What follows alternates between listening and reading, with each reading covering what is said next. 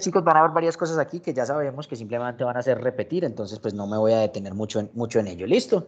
Entonces sabemos que los túbulos seminíferos van a estar conectados en los extremos, en cada uno de sus extremos, a una red tubular llamada la red de testis, ¿cierto?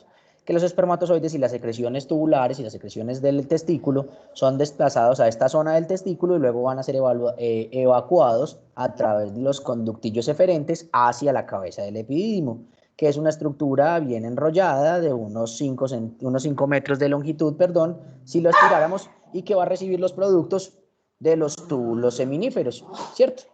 Los espermatozoides entonces van a entrar en la cabeza del epidídimo y son drenados por la cola del mismo hacia un solo tubo, que es el conducto deferente. Hasta aquí no hemos dicho nada nuevo. Luego, entonces, esos espermatozoides que entran en la cabeza del epidídimo no son móviles, recuerden que son inmóviles, y que van a adquirir su movilidad gracias al pH, al pH ácido que van a encontrar en ese medio, ahí en el epidídimo, y que justamente ese medio ácido va a estar dado por reabsorción de bicarbonato y por secreción de hidrogeniones de cuenta de las bombas ATPasa, ¿cierto? Y entonces que durante ese paso a través del epidídimo y esa exposición a ese pH ácido, entonces el semen va a experimentar los cambios de maduración, que entre ellos va a ser la posibilidad del movimiento y la resistencia a cambios en pH y temperatura, que les va a permitir sobrevivir y ejercer su función de búsqueda de fertilidad.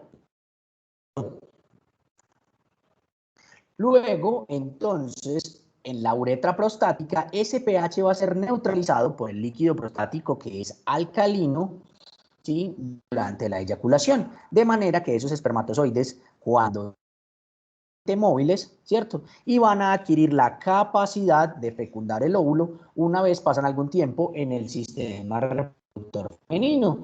¿Por qué no se dan en el sistema reproductor masculino? Pues porque pasan muy poquito tiempo en contacto con ese jugo prostático. Recuerden que el semen solamente se arma cuando vamos a hacer la eyaculación, o sea que el tiempo que pasa en el aparato reproductor masculino es muy cortico, entonces esa maduración se va a hacer por fuera del aparato reproductor masculino, y pues si fue una relación sexual heterosexual, pues normalmente va a darse en el aparato reproductor femenino. Si nosotros obtuviéramos espermatozoides de la cola del epidídimo, ¿qué características tendrían esos espermatozoides? A ver, Ana Lucía.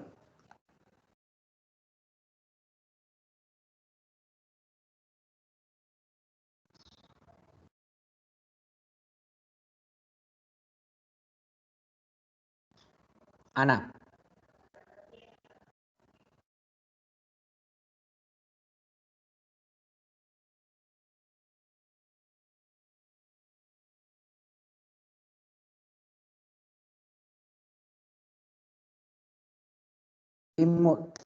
Tendrán la posibilidad de fecundar un óvulo.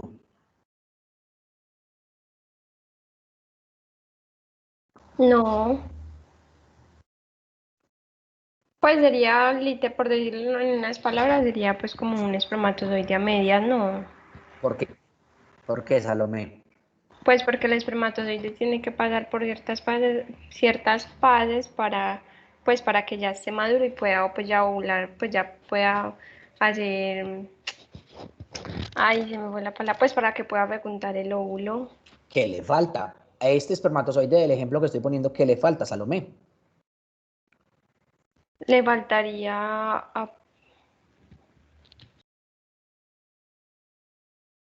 Profe, ¿no le faltaría su capacitación que les da el Exactamente. líquido testicular? El líquido testicular, El segura, Silvia. prostático, perdón, el prostático. Ah, ok. ¿Y qué características químicas tiene ese líquido prostático, Silvia? Desde el punto de vista de su composición química. O de su pH, más bien. Te la pongo más fácil.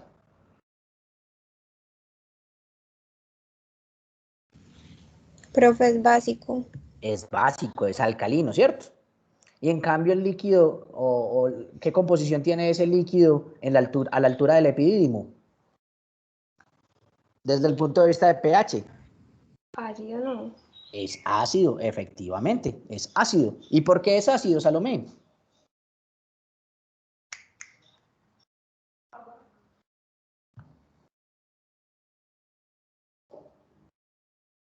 A ver, Salomé, porque es ácido y tienes toda la razón.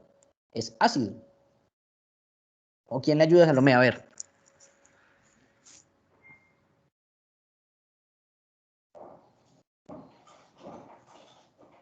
Profe, ¿por qué no ha pagado por el líquido prostático para ser alcalinizado?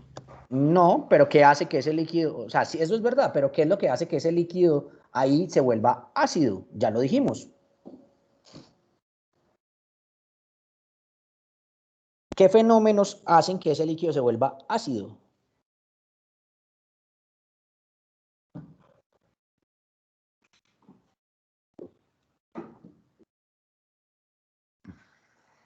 A ver. Profe, ¿será pues porque en el epidimo, digamos, están las secreciones que ayudan a la maduración de esa esperma, que por ejemplo está el ácido salicílico y todo eso Ciálico. lo hace, ciálico, perdón, y eso lo Ujú. hace pH ácido? Sí, pero hay una cosa más importante, y lo dijimos ahorita.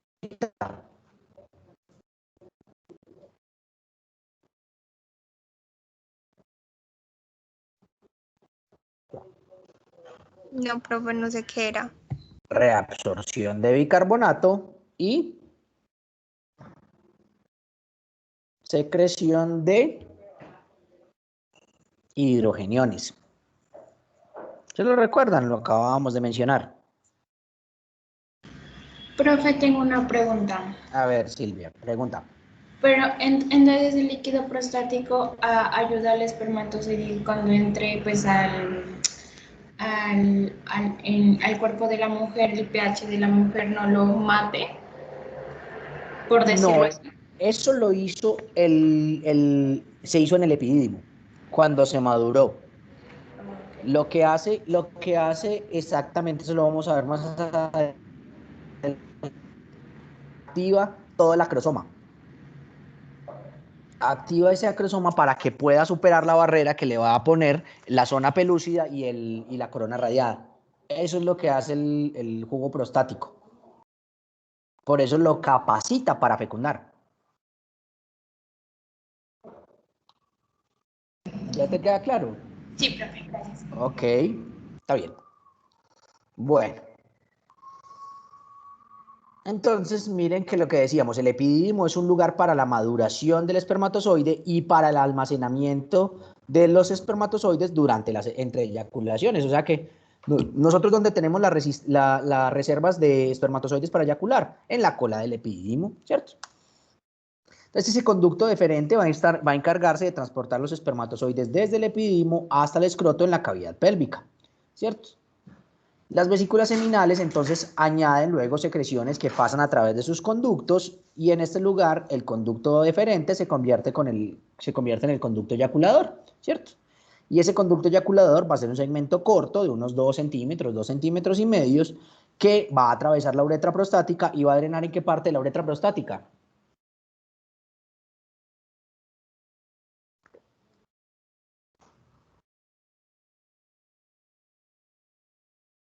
A ver, chicos, ¿en qué parte de la uretra prostática drenan los conductos eyaculadores?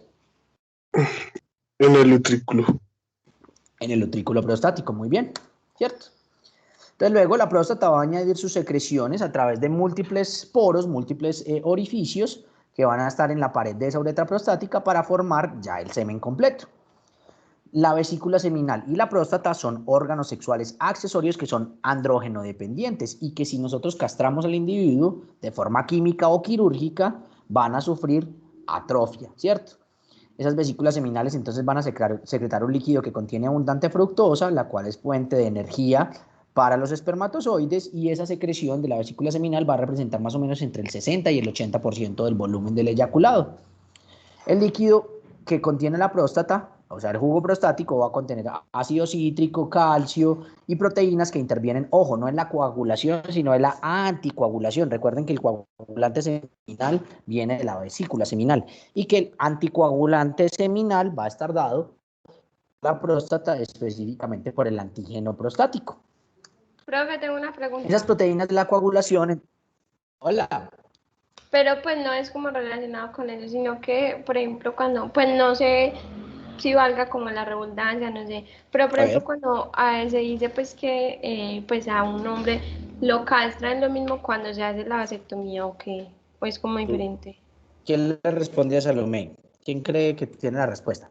A ver, Pues Yo no creo, sé si sea como Andrés, a ver, mi Andrés. pregunta muy tonta o qué, No, pero no, no, no, dale, no te buena preocupes. pregunta, Tom. Recuerda que no hay preguntas tontas. Hay tontos que preguntan. No hay mentiras, no, a todos nos sirve para aprender. profe. Según yo, Dale, Andrés, respóndele. la castración es cuando cuando retiran los testículos, ¿no? Y la vasectomía es cuando no permiten que pase el esperma, cuando Exactamente. dividen el Entonces, conducto. cuando hablamos de castración, es que ya sea de forma quirúrgica o de forma química, anulamos la función de los testículos, ¿cierto? Eso es una castración. En cambio, cuando hacemos la vasectomía, como bien lo decía Andrés, aquí lo que hacemos es simplemente cortar los conductos deferentes para que no pasen espermatozoides, pero la parte hormonal sigue funcionando de forma normal. De hecho, los testículos siguen produciendo espermatozoides, simplemente no pueden salir al medio externo. ¿Te queda clara la diferencia, Salomé? Sí, profe, gracias. Ok, bueno.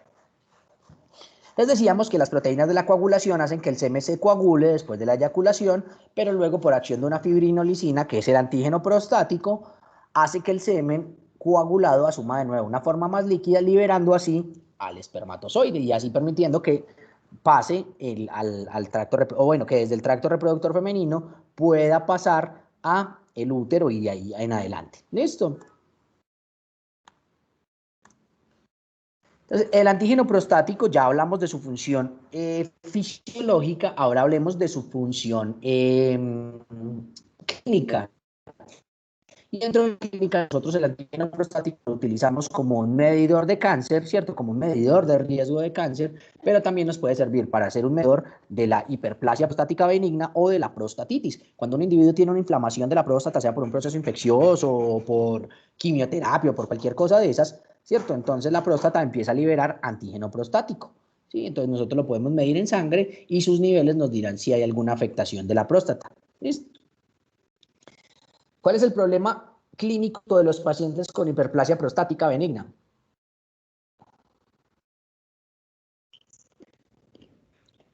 ¿Cuál es el problema clínico? ¿De qué se quejan los pacientes?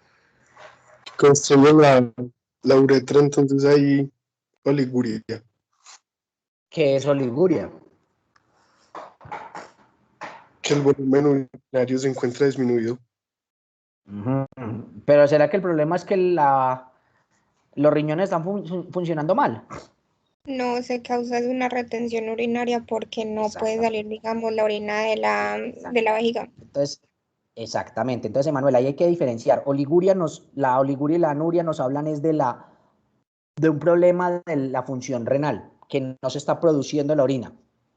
Pero en este caso hablamos es de obstrucción urinaria, ¿cierto? O retención urinaria, cuando en definitiva ya el individuo no es capaz de orinar, u obstrucción urinaria es cuando tiene problemas para miccionar, pues para botar de forma adecuada la orina. No sé si queda clara la diferencia.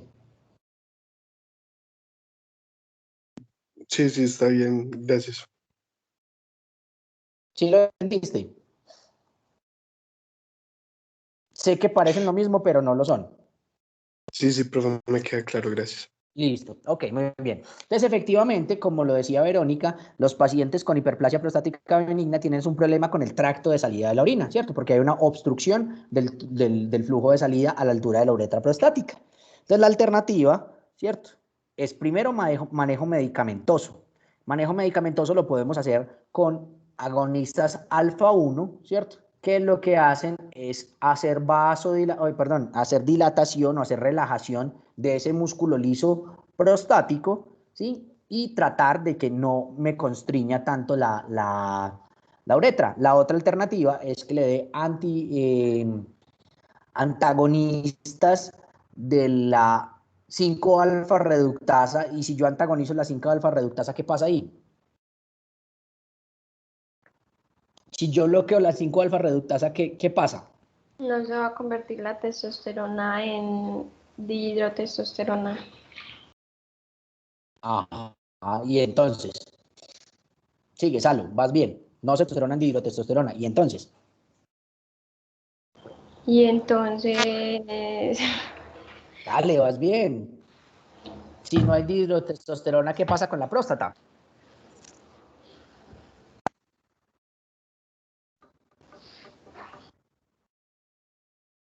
¿Qué crees que pasa, Salo? A ver, ¿quién le ayuda?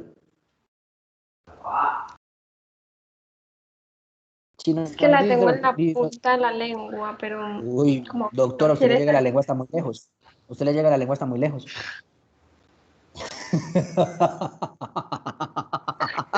Profe. Ay, no.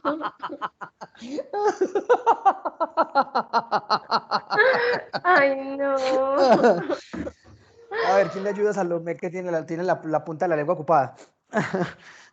Ay. Si no hay dihidrotestosterona, chicos, ¿qué pasa con la próstata?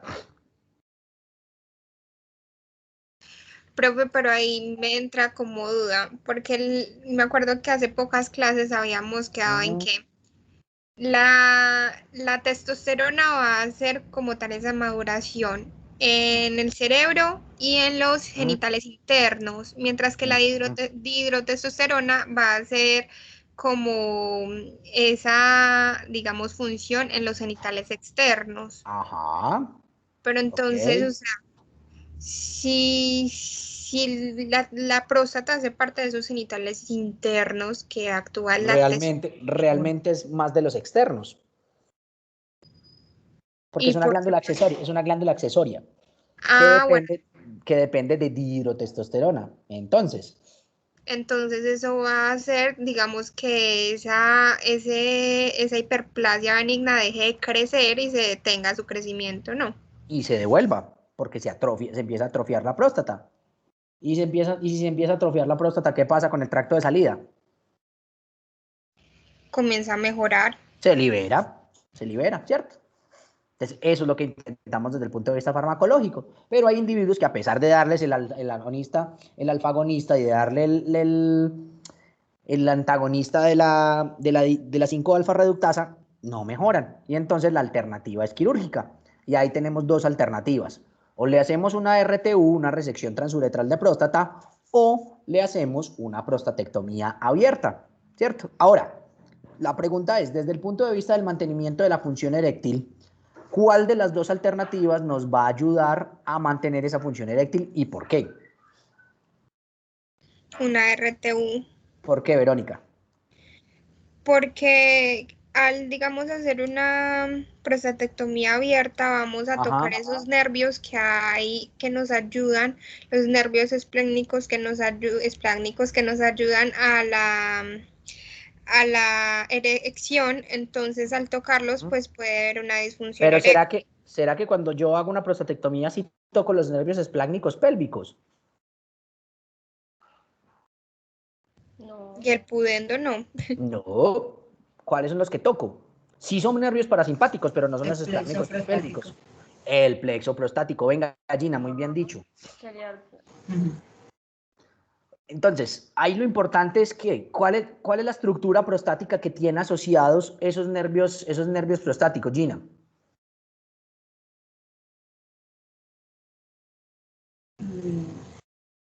¿Qué parte de la próstata está en contacto directo con esos nervios prostáticos?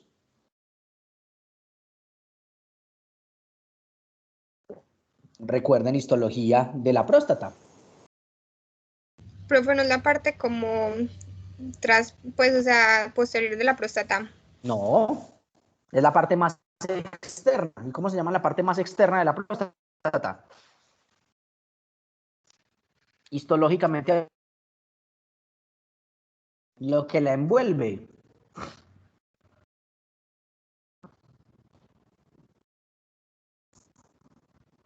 Su cápsula. Tejido conectivo denso. La cápsula, muy bien.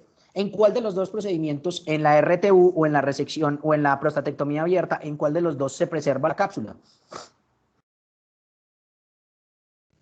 En la RTU. En la RTU, porque en la RTU lo que hacemos es simplemente abrir como un túnel, ¿cierto? Utilizando como guía la misma uretra. Entonces ahí abrimos un túnel dentro de esa anatomía prostática para que O sea, ahí no arrancamos toda la próstata, sino que simplemente abrimos el espacio para que permita la micción. Entonces, mantenemos la cápsula y no tocamos los nervios del plexo prostático. Entonces, por eso se preserva la erección. ¿Queda claro, chicos?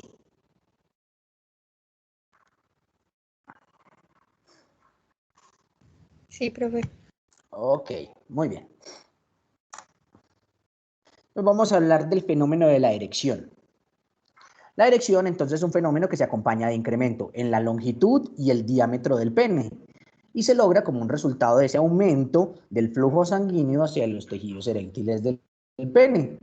Y estos tejidos eréctiles, ustedes bien lo saben, ya que hay dos estructuras dorsolaterales llamados los cuerpos cavernosos y una estructura impar hacia el vientre llamada el cuerpo esponjoso, que va a tener en su interior a la uretra peneana, ¿cierto?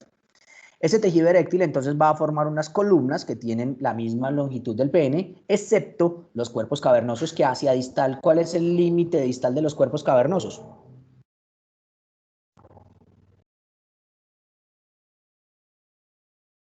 Distalmente, ¿hasta dónde van los cuerpos cavernosos, chicos?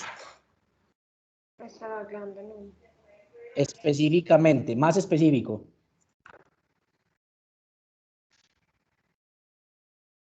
¿Hasta qué parte del glande?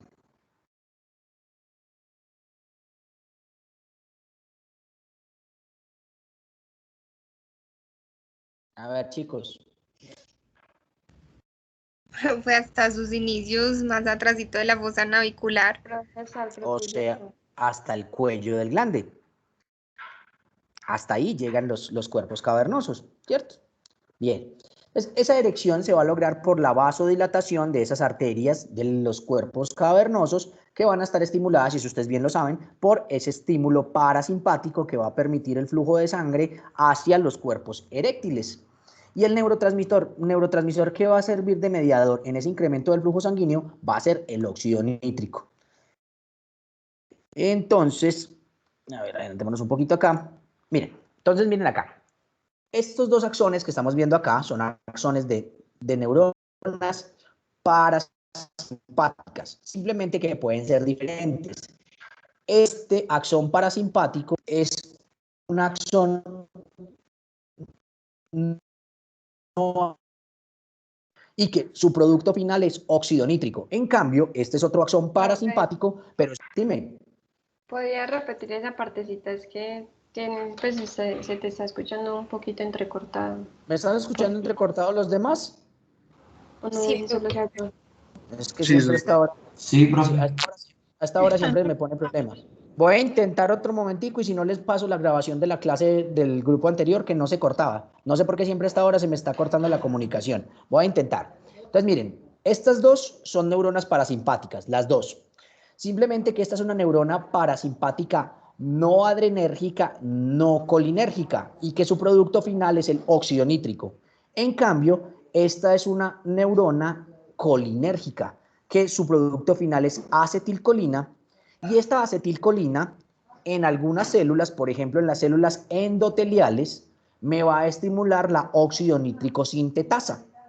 Esa óxido nítrico sintetasa va a coger un aminoácido que es la L-arginina y la va a mezclar con oxígeno para producir óxido nítrico, ¿sí? Entonces, sin importar de dónde venga el óxido nítrico, lo importante es que sea óxido nítrico. Ese óxido nítrico va a entrar a la célula muscular lisa y me va a activar una enzima que se llama la guanilato ciclasa. ¿Me están escuchando bien? Sí, profesor. Sí, Ok. Entonces, se activa la guanilato ciclasa y esta guanilato ciclasa lo que va a hacer es que va a coger el guanosin trifosfato, el GTP, y me lo va a convertir en GMP cíclico, guanosin monofosfato cíclico, ¿sí?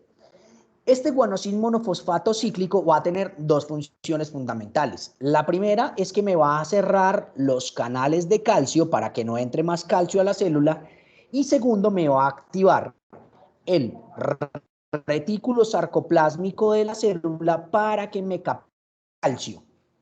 Si cierro los canales de calcio y capturo calcio en el retículo sarcoplásmico, ¿qué pasa con el calcio intracitoplasmático? disminuye. Va a disminuir.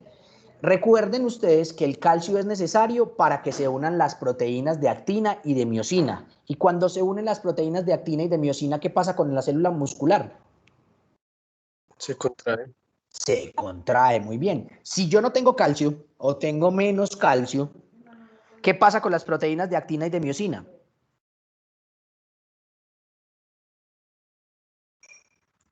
Que la miosina no se desplaza, que la actina no se desplaza, entonces la miosina no se contrae. No se unen las proteínas de actina y de miosina, ¿cierto? Y si no se unen las proteínas de actina y de miosina, ¿qué pasa con la célula muscular lisa? Va a ser vasodilatación. Se relaja. Se relaja. Listo, se relaja. Si es una célula muscular lisa de una arteria, ¿qué pasa con esa arteria?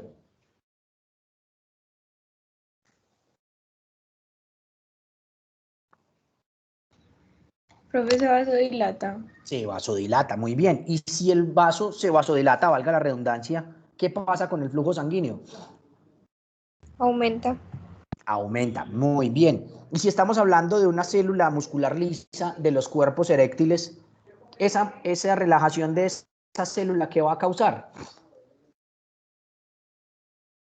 Ya como tal la erección del pene, ¿no? Va a aumentar los espacios vasculares. ¿Y qué va a pasar con el pene? Si aumenta el flujo sanguíneo y si hay aumento de los espacios vasculares, ¿qué pasa con el pene?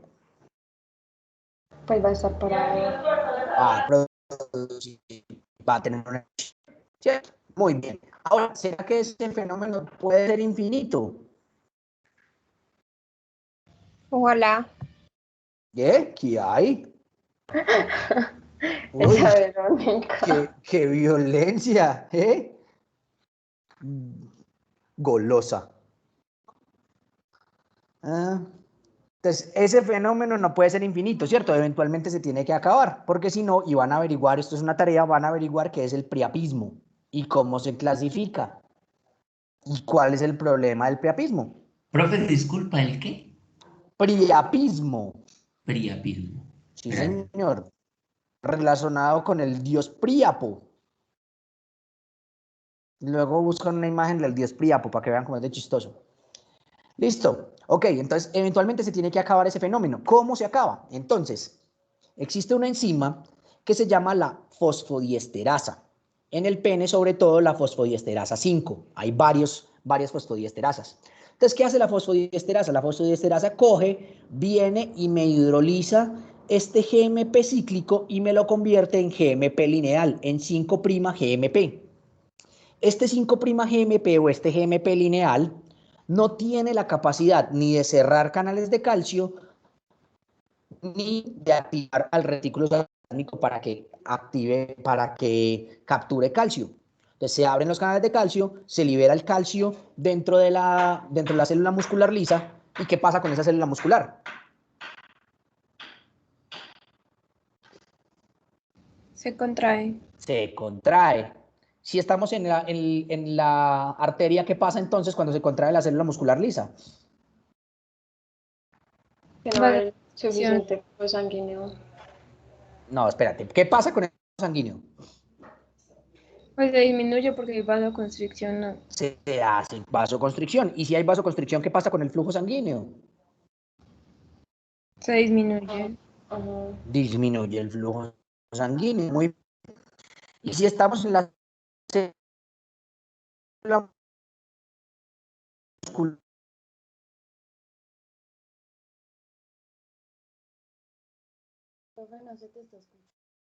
¿qué pasa si esa célula muscular lisa se contrae ahí en el cuerpo eréctil? Pues ya no hay erección. Se disminuyen los espacios vasculares y se... Ahora bien, todos ustedes han escuchado hablar del Viagra, ¿cierto? El famoso sildenafil. Entonces, ¿qué es lo que hace el Viagra? El Viagra lo que hace es que me inhibe, me bloquea las 5-fosfodiesterasa. Y si yo bloqueo las 5-fosfodiesterasa, ¿qué pasará?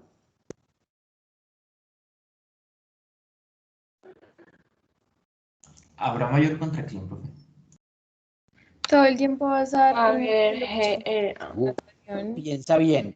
Va a haber que Profe, pues igual se va a convertir en GMP, ¿no? Cíclica. Ok. vamos a tener más disponible GMP cíclico. ¿Y qué va a pasar con esta célula muscular? Va a estar vasodilatada. Las células se vasodilatan. Ah, va a estar relajada. Ah, eso es otra cosa, ¿cierto? Entonces va a estar relajada más tiempo y eso me va a permitir prolongar la erección un poquito más. Sí, ahora bien, ¿será que si yo me tomo un Viagra ya tengo garantizada una erección? Si yo en este momento me tomo un Viagra, dentro de media hora va a tener una erección. No necesariamente, también tiene que tener como deseo. O sea, tradúceme eso en fisiología, Verónica.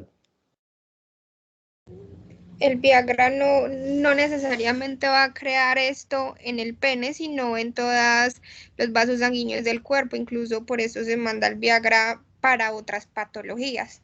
Entonces, para que cause una erección se necesita también tener una estimulación o un deseo sexual para que también esta colabore con la erección. O sea que necesitamos que se active esto, ¿cierto? Necesitamos que se active este parasimpático, ¿cierto? Y para eso la orden debe venir a nivel central. O sea que si no se activa toda esta vía del óxido nítrico, la guanilato ciclata, etc., etc., etc., por más Viagra que yo me tome, no voy a tener una erección espontánea. No sé si me hago entender. Profe, una pregunta. Hola. Por ejemplo, cuando una persona pues va a tener relaciones sexuales, ¿cierto? Ajá. ¿Con cuánto tiempo, o eso ya es muy relativo, pues se tiene que tomar la Viagra El Viagra. para que El Viagra, funcione? más o menos media hora, dependiendo, porque el Viagra se ve afectado por el consumo de grasas. Entonces, si el individuo consumió grasas, tiene que esperar como 2 horas después de que se comió la grasa y media hora antes del encuentro sexual. Porque eso sí tiene que ver ya con la farmacocinética del medicamento. Ah, listo. Listo. Existe, por ejemplo, un medicamento nuevo que se llama el Avanafil, que no se ve afectado por el consumo de grasas ni de carnes. Entonces ese, por ejemplo, no tendría tanto problema. O sea que actuaría ahí mismo, o también habría que esperar como un tiempo. También se demora como media horita, pero no se ve afectado por el consumo de comida. Entonces no habría que esperar, por ejemplo, las 2 horas antes de tomarse el Viagra, pues antes de tomarse el medicamento. Ah, listo. ¿Sí? Pero, y si yo no espero ese tiempo, el medicamento no va a tener efecto. No va a alcanzar a hacer el efecto, lo va a hacer después, porque es que ahí el problema es de absorción, por eso hablamos de farmacocinética. Acuérdense que farmacocinética, en resumen, yo me lo aprendí así, farmacocinética es lo que le hace el cuerpo al medicamento y la farmacodinamia es lo que le hace el medicamento al cuerpo. Entonces todos los fenómenos de absorción, de transporte, todas esas cosas que es farmacocinética van a estar modificados por diferentes condiciones. Por ejemplo, la ingesta de comida, de algunas comidas. Pero entonces eso es súper importante, eso casi no lo dicen las personas que se toman eso para otros fines, entonces ahí la están cagando porque no saben. Efectivamente, y es deber del médico informar eso. Es, a ver, ¿quién iba? Primero iba a preguntar Janet Sí, y profe, luego iba... ¿Cómo? Tengo una Dime. pregunta porque yo veo que hacen unas bromas disque con Viagra Ujú. y que una vez la persona queda pues que, bueno, No. que no aguanta y entonces eso es fingido, ¿cierto? Eso es falso, eso es absolutamente falso. ¿Quién más iba a preguntar? Pruebe yo, A ver, Santiago. Santi, pregunta. Hay veces que el hombre tiene una erección sin tener necesidad de una excitación ni Sí, nada. son erecciones espontáneas, sí. Pero Ajá, así se llaman. está muy relajado y se está estirando. O no, simplemente porque en ese momento había la necesidad de oxigenar los tejidos y se genera una erección. Simple y llanamente. Ya. Sino que uno molestaba a los compañeros en el colegio, que cuando se levantaban que estaban dizque durmiendo, es que está farol, está farol.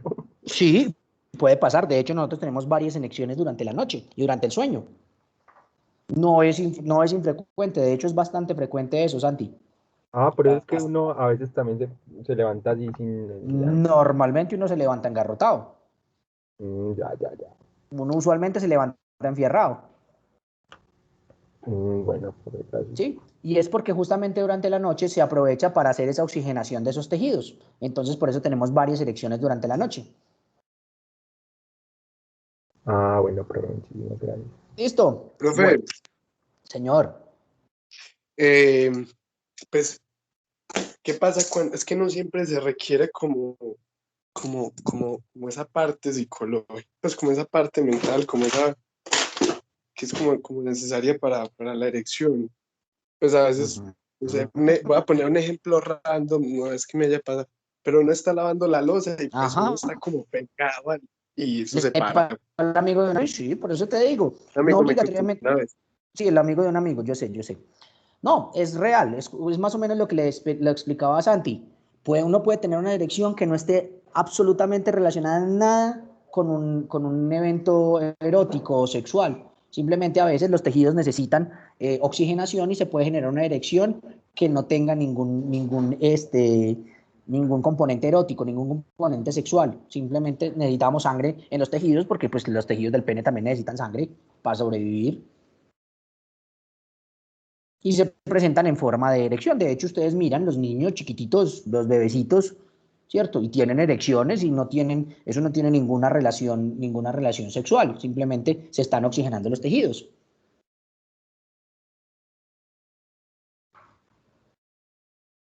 ¿Listo?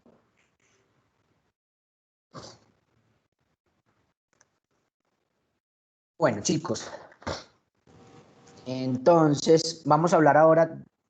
¿Quién iba a preguntar? Yo, profe, pero una pregunta, o sea, si no se están oxigenados los tejidos porque hay algún problema o no No, a ver, específicamente. lo que pasa es que normalmente nosotros tenemos un cierto aporte vascular, ¿cierto? Recuerden que entra sangre y sale sangre, por eso no tenemos erecciones.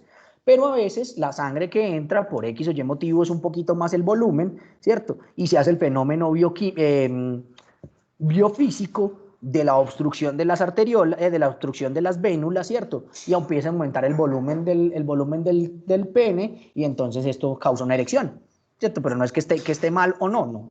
Es una cosa fisiológica. Ah, listo, profe. Ok. Venga, Gina, ¿le quedó claro? Sí. Yo creo que tu mamá, si me está escuchando, me debo de porque joder mucho no me diga. Perdón, señora. Que lo va a buscar allá en la universidad para que vea.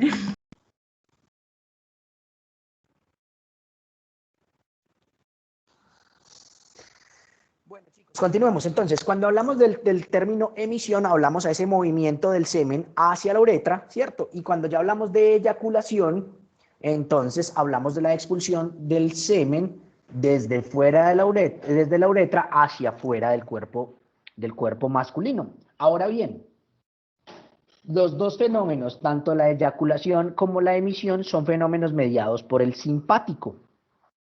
¿Por qué el semen no se va para la vejiga si está más cerquita? Porque el semen no se desplaza hacia la vejiga en nosotros normales, en nosotros pacientes normales. Porque el músculo esfínter interno está contraído. ¿Porción de quién? Emanuel. Por acción del sistema simpático. Perfecto, muy bien, Emanuel. ¿Y por qué los pacientes que les hacemos una RTU, por qué esos pacientes hacen eyaculación retrógrada?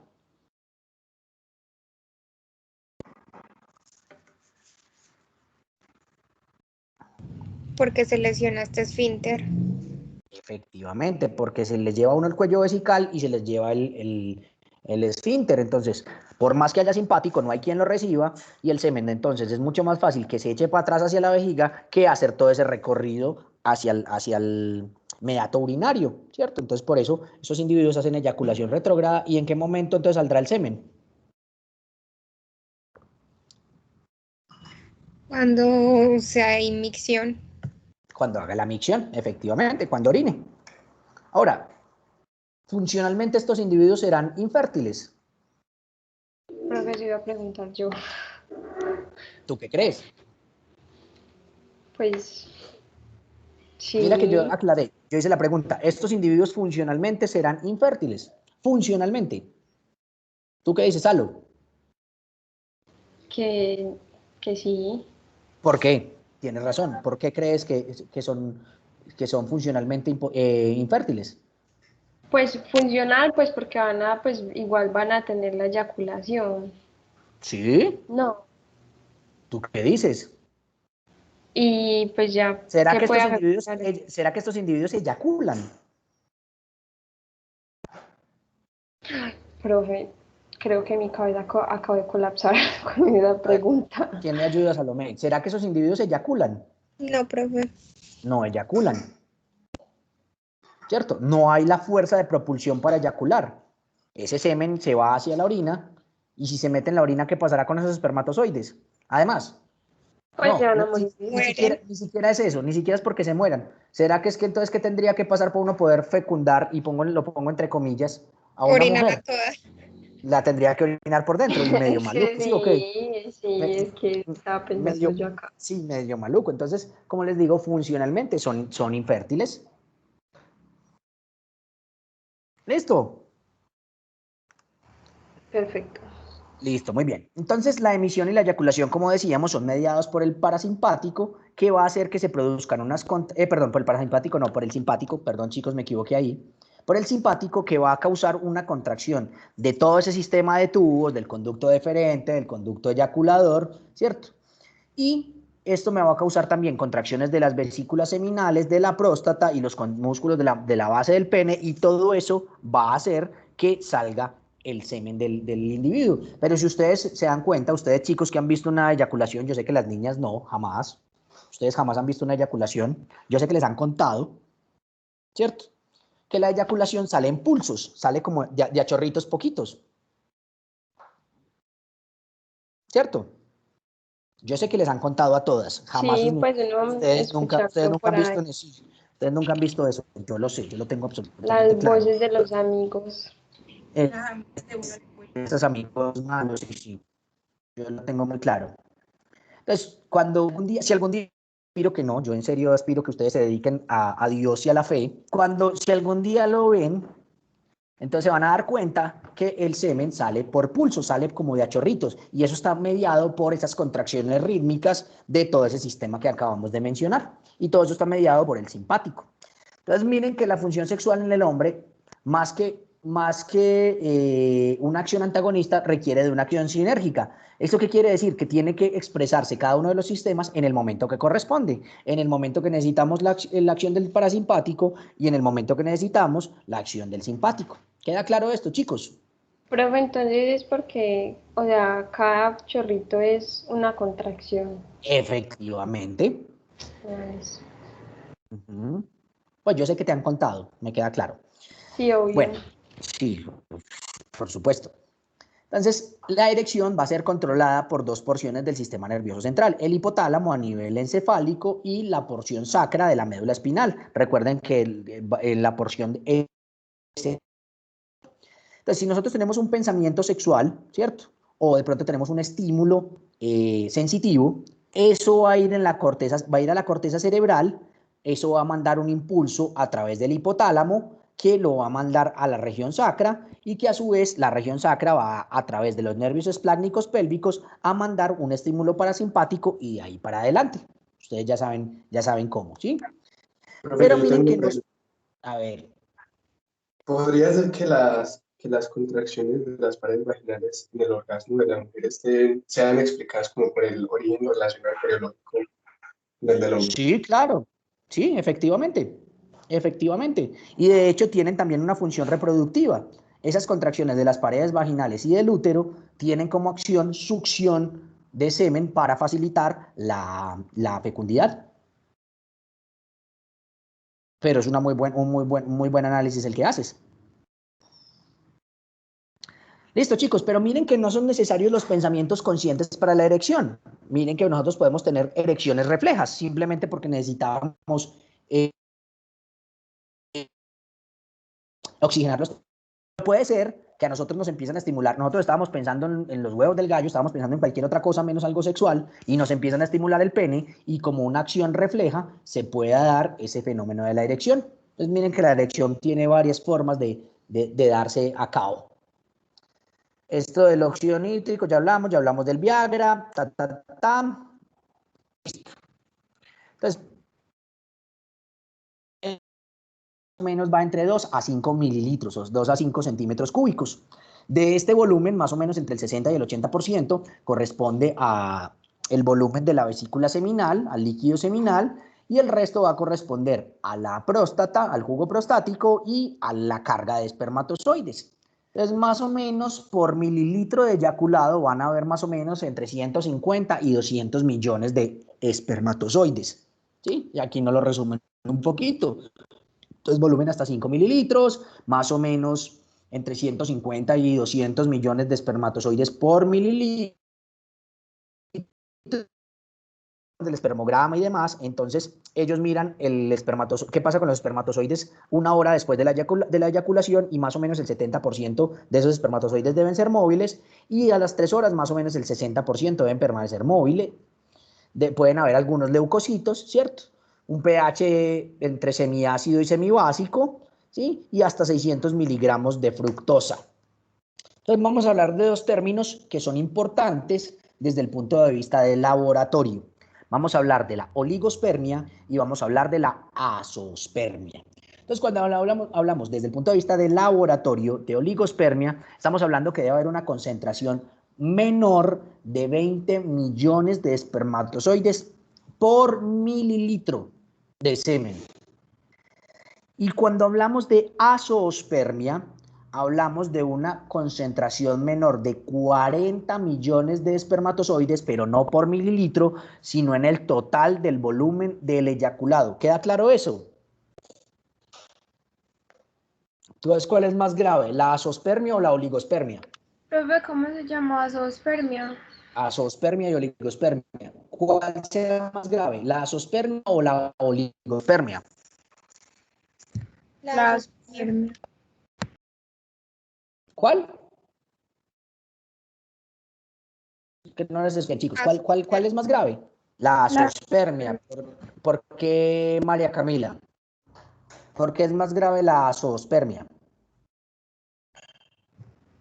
Pues, profe, porque hay menos, pues, según lo que nos dijiste, se producen más o menos 40 millones de espermatozoides pues, en el total de la eyaculación. Entonces, obviamente, la probabilidad de que pueda, pues, de que pueda ser fértil. Ajá, exactamente. Entonces, recuerden, cuando hablamos de oligospermia, de 20 millones, pero por mililitro. Si el individuo botó 5 mililitros, entonces es posible que tengamos más de 100 millones, ¿cierto? O 100 millones. Pero si hablamos de azoospermia, es que en esos 5 mililitros habían menos de 40 millones, o sea que está peor. ¿Sí queda clara la diferencia? Sí, profe. Ok, listo. Entonces, esa oligospermia o esa azoospermia puede deberse a diversos factores, entre ellos, por ejemplo, el calor de un sauna o de un jacuzzi de agua caliente. Entonces, por eso, como estrategia reproductiva, irse a follar a un motel buscando reproducirse, ¿cierto? Ahora, no quiere decir que esto sea un método anticonceptivo. Ojo, pues, no se vayan a creer eso, ¿cierto? Puede que usted está tan de malas que el sauna y el jacuzzi no pudieron cumplir su función y entonces alcanzaron a sobrevivir unos espermatozoides y toma lo tuyo, ¿cierto? Pero como estrategia reproductiva, o sea, si tú lo que te quieres es embarazar, irte para un jacuzzi o un sauna calientes, pues no va a ser una buena estrategia. Pero pueden haber diversos fármacos, pueden haber intoxicaciones, por ejemplo, por plomo o por arsénico, y ojo chicos, el consumo de drogas ilegales, por ejemplo, la marihuana es de las que más jode el espermatozoide, la cocaína y los esteroides anabólicos. Y estos cambios pueden ser transitorios o pueden ser permanentes. ¿Listo? Profe, ahí con el Hola. jacuzzi y todo, ¿qué sería lo que genera cuando la generación del esperma pues en los túbulos seminíferos o que digamos daña esa esperma? ¿Tú qué crees? Yo digo que la generación de por el cambio de temperatura de los testículos. será de dónde, y esto ya lo respondimos ahorita, Verónica, lo que yo voy a eyacular en la follada que viene, ¿de dónde lo va a sacar? De la cola del epidimo. Ajá, entonces. Entonces sería ahí que los daña. Exactamente, puede que los dañe todos, ¿cierto? Incluidos los que están en el túbulo seminífero, pero esos no son los que van a afectar la fecundidad de esa culiada. No sé si me hice entender. Sí, es que de ahí también salía como otra pregunta, porque yo decía, pues si es el de los seminíferos, pues de nada nos va a servir para esa, pues porque las que ya están ahí acumulados que... Ah, bueno, profe, gracias. Exactamente, entonces no tiene que ver con lo que va a pasar a continuación, ¿cierto? Los seminíferos seguirán produciendo espermatozoides y más adelante probablemente pueda, ¿cierto? Pero pues estamos hablando del momento, ¿cierto? Profe, Sí, profe. Claro. Dime, Santi. o sea que si pasa eso que es una oligosperma o Oligospermia. oligospermia, perdón, Ujú. no va a haber placidez tan fácil, porque después de la eyaculación prácticamente hay como una especie de placidez. Y es una Pero ¿qué relajación. tiene que ver una cosa con la otra, Santi? No entiendo tu pregunta. ¿Qué tiene que ver el fenómeno erectivo con el fenómeno de la cantidad de espermatozoides? Ya la eyaculación. Pero ¿qué tiene que ver eso con el volumen, con la cantidad de espermatozoides por volumen? Es lo que no entiendo. ¿Qué relación tienen? Es sino que a mí me causó curiosidad y es porque ¿Mm? después de si hay una poquita cantidad, Ujú. podría haber no habría una placidez tan fácil o si hay, pues es normal. Depende. Si tú me estás diciendo que el individuo tiene oligospermia porque tiene hipogonadismo, porque tiene hipotestosteronismo, de pronto. Pero puede ser que el individuo tenga oligospermia porque consume vareta. ¿Y eso qué tendría que ver ahí con el fenómeno de la erección? No de la placidez, profe, la placidez. Pero tampoco tiene que ver nada, Santi. Porque es que Ya. acuérdate que la flacidez está mediada es por el parasimpático, perdón, por el simpático, y el simpático nada tiene que ver con la producción de espermatozoides. Es que son dos Ya. fenómenos que no tienen ninguna relación. Ya. Porque es Profe, que cuando tú tienes una oligospermia o una zoospermia, es o porque no estás produciendo o porque algo los está matando. ya. Profe, pero sino que, pero eso sí pasa, después de la eyaculación, ya ahí es un estado de placidez, Por ¿cierto? supuesto. ¿Por qué? Entonces, yo pensaba Pero sí, que por sí, eso, Santi. ¿Pero por qué? Porque hay flacidez. Porque hay flacidez después de la eyaculación. Tú ya debes saber la respuesta. porque es una relajación No. ¿Por qué? Diga lo último. del simpático. Es por la acción del simpático. No es porque haya relajación. Hay relajación por el simpático. Ajá. ¿Sí? Porque el simpático es necesario para la eyaculación, pero sigue mediando el simpático, entonces se cae la erección. Ya. ¿Sí? Bueno, profe. ¿Listo? ¿Queda claro para los demás?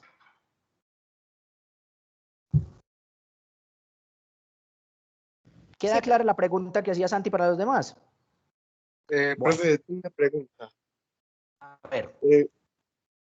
Listo. Se está en una relación sexual, ¿cierto? Llega el momento de la eyaculación y se activa el simpático, entonces pues se cae la erección. Uh-huh. Ese sistema simpático, como ese impulso y bueno, pues, todos los neurotransmisores del simpático, ¿cuánto se demoran haciendo efecto? Mi pregunta es como que si hay un tiempo en el que el simpático deje de actuar para que el parasimpático se vuelva a activar. ¿Tú qué has visto? ¿Qué has visto en ti mismo? Profe, es que a veces Uh-huh. no sigue, pues no, como si nada. Pero pues Uh-huh. muchas veces. ¿Te acuerdas cuando hablamos de la respuesta sexual? ¿Cómo se llama ese momento, ese espacio? Eso ya lo vimos. Ese es el refractario. El periodo refractario, que a veces puede ser más largo, a veces puede ser más corto. Entonces, justamente lo que estás preguntando es eso, el tiempo refractario. El periodo refractario a veces será más cortito y uno casi que puede volver a arrancar de una, y a veces será más largo y uno tiene que necesita media hora, 1 hora, 2 horas para poderse reponer y poder arrancar una nueva respuesta sexual. Pero, profe, si se vuelve a repetir el ciclo Señor. en el proceso sexual, por ejemplo, hay una flacidez, ¿cierto?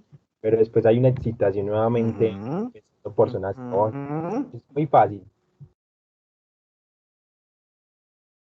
Pues lo que pasa es que si el sistema está listo para volver a empezar y es capaz, va a haber una nueva respuesta sexual. Pero puede ser que yo todavía esté en periodo refractario y por más que estimule, no va a haber una respuesta sexual. Y de hecho ya el estímulo se terminará volviendo incluso molesto.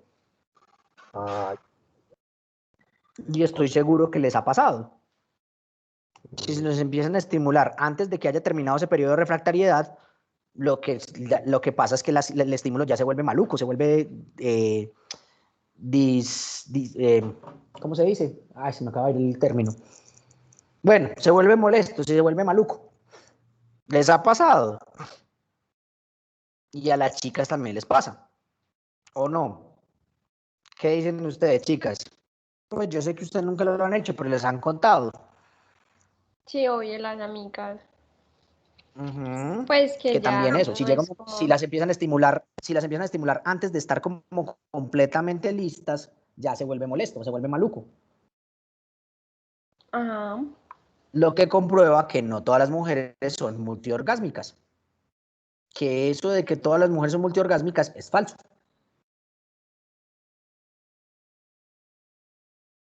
¿Sí? Bien, continuemos entonces.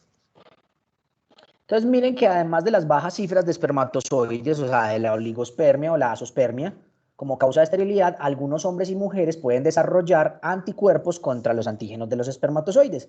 Por ejemplo, esto es muy común en los hombres con vasectomía, ¿cierto?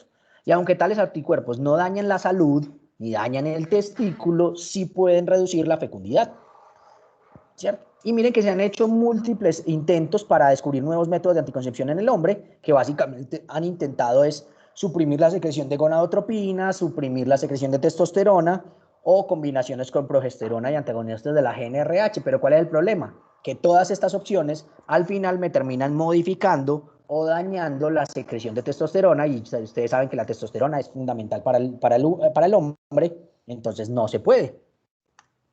Entonces se han intentado con otros elementos como el gocipol, ¿cierto? Pero tienen unos efectos adversos tan molestos que pues en definitiva no los pueden usar. Entonces en este momento hay 2 alternativas aprobadas y una que está a punto de aprobación. Las aprobadas son el condón, ¿cierto? Como método de barrera, y la vasectomía. Y el otro método que está a punto de salir, que yo creo que se ha retrasado mucho por esto de la pandemia, es un método anticonceptivo, no me recuerdo cómo se llama el medicamento, pero su efecto es que lo inyectan directamente en los conductos deferentes, ¿sí? Inyectan aquí, sí, obviamente sin abrir, lo inyectan directamente en el conducto deferente, eso crea una barrera mecánica, ¿sí? Como un gel, que no permite que pasen los espermatozoides, y cuando el individuo entonces desee nuevamente fertilidad, entonces simplemente le inyectan el antídoto que disuelve ese coágulo, ¿cierto? Esa barrera, y pues nuevamente van a poder pasar los espermatozoides. Entonces lo que hacen es que lo inyectan aquí. Y aquí nos están mostrando cómo se hace una vasectomía. Entonces se anestesia esta zona de la piel, es una anestesia local, eso no es bajo anestesia general. Se hace un corte en el escroto, se diseca, se encuentra el cordón espermático, se diseca también, se encuentra el conducto deferente, se corta, se liga, se cierra y pare de contar. Es una cirugía de 10 minutos, 15 o 20 si el cirujano es muy choncho. Y el individuo tiene una incapacidad de una semanita y listo, suerte, sigan. ¿Cierto? ¿Cómo saber cuánto tiempo habrá que esperar para que el individuo podamos decir que ya está infértil?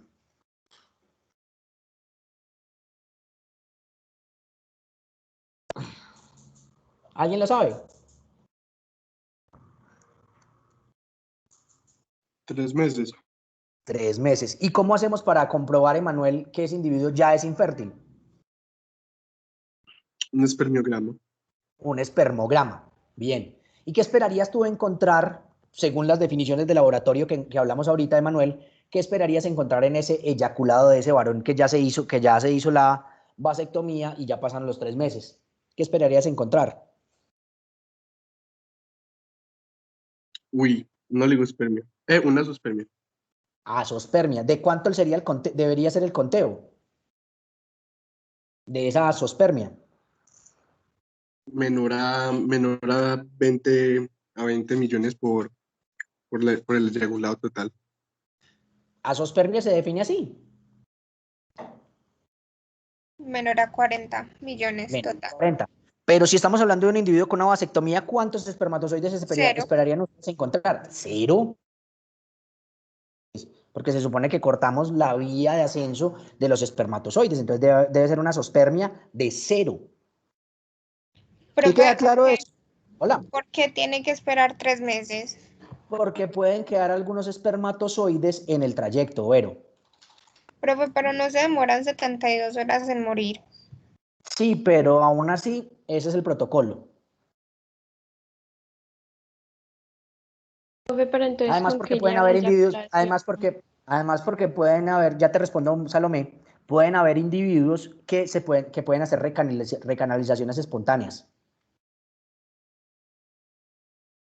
Entonces, por eso se espera ese tiempo. ¿Te queda claro, Vero? Sí, profe, gracias. Bueno, Salomé, y la pregunta que tú haces es, ¿qué van a eyacular esos individuos? ¿Será que esos individuos eyaculan? Sí, profe. Sí, pero pues va a ser más, pues va a disminuir, pero pues igual van a eyacular. Eso, exactamente. ¿Y qué van a eyacular? Respóndeme tú. Tú lo sabes. ¿Qué crees tú que van a eyacular?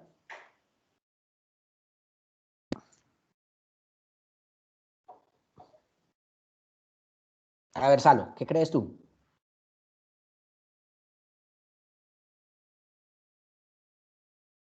A ver, ¿quién le ayuda a Salomé? Profe, El prostático, pues el seminal prostático. Eso, van a botar líquido seminal y líquido prostático. Exactamente. Profe, ¿Sí? algo Señor.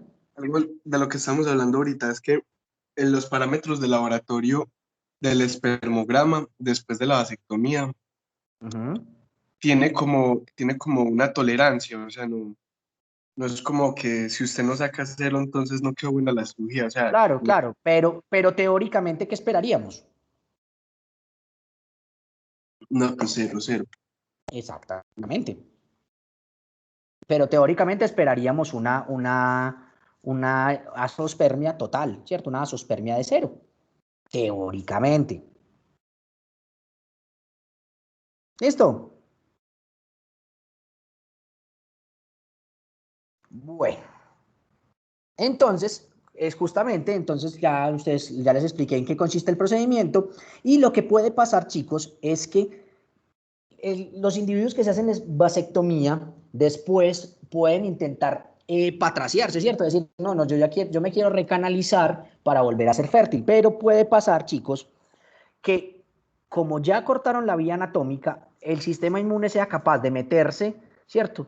A través de esa vía anatómica rota, encontrarse ahí espermatozoides que lleguen ahí como hasta ese bordecito, ¿cierto? Y sensibilizarse contra esos espermatozoides, ¿cierto? Y entonces ya van a haber anticuerpos contra los espermatozoides y entonces va a ser una causa adicional de infertilidad.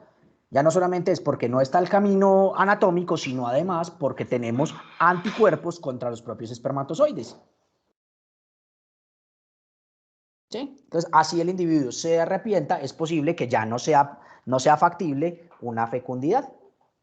¿Listo? Ahora, ¿será que aún así con este fenómeno de autoinmunidad, si yo saco espermatozoides del túbulo seminífero, ese individuo podrá tener fertilidad? Sí. Sí, ¿y qué tendría que hacer entonces con esos espermatozoides? Salo, que esos espermatozoides que saqué del túbulo seminífero directamente. ¿Será que esos espermatozoides son móviles? No, porque no han No. tenido como el entrenamiento, por decirlo así. ¿Y dónde se hace entrenamiento? En el óvulo, no. No, En eso el es en la ovario. mujer.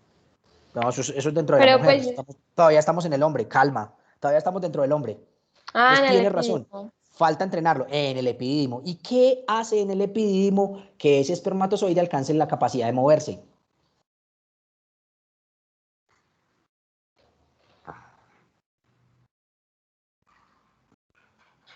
¿Qué pasa bioquímicamente en el epididimo que permite que que ese espermatozoide se mueva? Los líquidos. ¿Cuál? ¿Qué tipo de líquido? Químicamente, ¿qué tipo de líquido?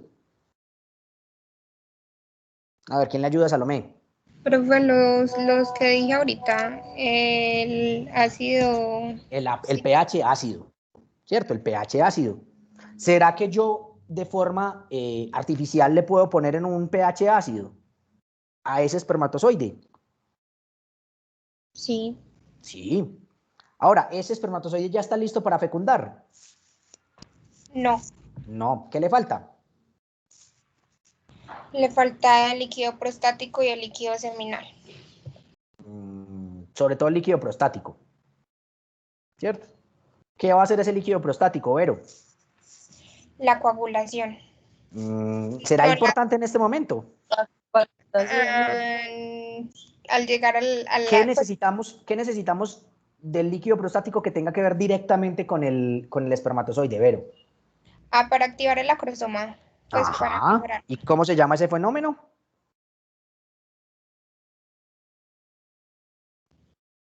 Profe, no se me olvidó. La capacitación. Ahora, ¿será que artificialmente yo puedo hacer eso? Sí, profe. Claro, pongo ese espermatozoide en un ambiente alcalino, ¿cierto? Que me active ese acrosoma. Y ya después, ¿será que lo puedo? Tengo dos alternativas. Puedo hacer o una inseminación artificial o puedo hacer una fertilización in vitro. ¿Cuál será más natural? La inseminación, profe. La inseminación artificial, ¿cierto? Pongo esos espermatozoides en el útero de la mujer y que ellos hagan lo que tienen que hacer. O también puedo hacer una infertilización in vitro, ¿cierto? Poner ya esos espermatozoides entrenados y capacitados alrededor de un óvulo en un plato de Petri y esperar a que alguno entre, se cree el embrión y luego implantar ese embrión en el útero de la mujer y esperar a que Profe, crezca. una pregunta. Señor, ¿Cuál es más probable que tenga éxito? depende de las condiciones de la mamá, depende de muchas cosas, José María. Ahora, ¿Pero desde qué el usted punto de vista hace de... eso? No, Porque yo soy especialista en sexualidad, no en fertilidad. Lo otro es que, ¿cuál es más costoso? ¿Cuál creen ustedes que es más costoso? el del implante del El embrión. Toda la vida. el in vitro es mucho más costoso. O sea, un tratamiento de estos puede ir desde 3 millones de pesos, de 3 millones de pesos hasta 50 millones de pesos, dependiendo de qué es lo que está pasando. Sin embargo, hay gente que desea tanto un hijo que lo hace y está bien, es absolutamente válido.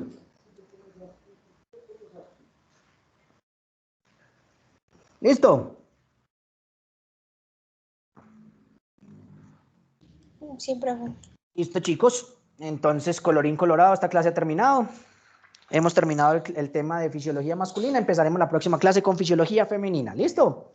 Profe, yo tengo una pregunta, Dime.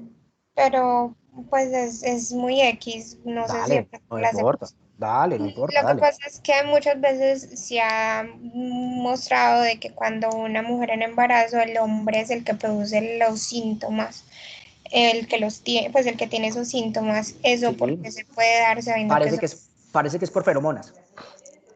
Parece que es un fenómeno mediado por feromonas. Cuando los hombres hacen síntomas de embarazo, pues que el mareo, que los antojos, que no sé qué, parece que está mediado por feromonas. y porque solo es el esposo el que lo siente y no otro hombre. Por el tiempo que permanecen juntos. Aunque también hay algo de ahí del componente psicológico, que también es importante. Listo, profe, gracias. ¿Ok? ¿Alguien más? Sí, profe, yo tengo una pregunta. Dime. Profe, ¿será que con el óvulo se puede hacer eso que se hace con los espermatozoides? ¿Qué cosa? Eso de, pues, si una mujer es infértil, eso de que artificialmente se le agreguen cosas para que funcione el óvulo. Que yo sepa, no. Pues o sea, tú le puedes dar cosas para ayudar a madurar el folículo, ¿cierto? Pero dentro del ovario. Pero fuera del ovario no hay nada que hacer. Pues que yo sepa. Pues de nuevo, yo les cuento, chicos, yo no soy especialista en fertilidad, yo soy especialista en sexualidad. Eso habría que preguntárselo a un especialista en fertilidad, pero hasta donde yo sé, no. Pero no te puedo decir de forma categórica, no lo sé. Creo que no, y fisiológicamente creo que es muy difícil, pero se lo tienes que preguntar a un especialista en fertilidad. Bueno, profe, muchas gracias. ¿Listo? Bueno, chicos, que estén bien, que la felicidad los atropelle. Chao, chao. Profe, Hola, Ana. Chao, profe. Chao, profe, muchas gracias. ¿usted ve el chat de Teams? Sí, ya te quité la falta, tranquilita. No, ¿cuál falta? ¿Cómo así? Entonces, ¿qué? No sé, ¿qué pasó? No, yo no miro, sino weón. que le escribí No sé. Para ver si qué. para ver si de pronto me podría dar una asesoría. Una asesoría, pues miramos si me queda tiempo y con mucho gusto te ayudo.